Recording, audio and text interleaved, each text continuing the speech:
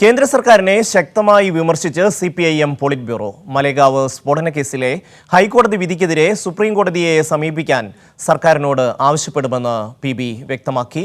അബ്ദുൾ റഷീദ് ചേരുകയാണ്. റഷീദ്, എന്തൊക്കെയാണ് പി.ബിയുടെ പ്രസ്താവനയിലുള്ളത്? മാലേഗാവ് സ്ഫോടന കേസിലെ പ്രതികളെ വെറുതെ വിട്ടത് മഹാരാഷ്ട്ര സർക്കാരിന്റെ വർഗീയ പക്ഷപാതമാണ് എന്നുള്ളതാണ് ഇപ്പോൾ സിപിഐഎമ്മിന്റെ പോളിറ്റ് ബ്യൂറോ പ്രധാനമായും ആരോപിച്ചിരിക്കുന്നത്.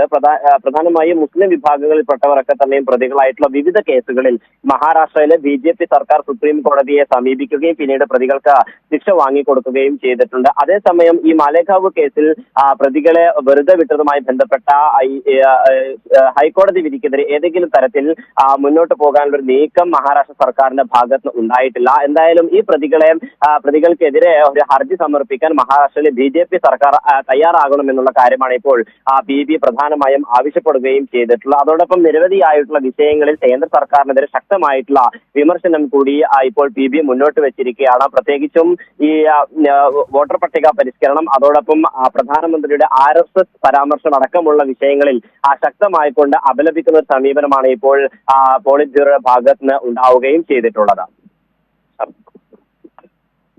അബ്ദുൾ റഷീദാണ് ദില്ലിയിൽ നിന്ന് വിവരങ്ങൾ നൽകിയത്.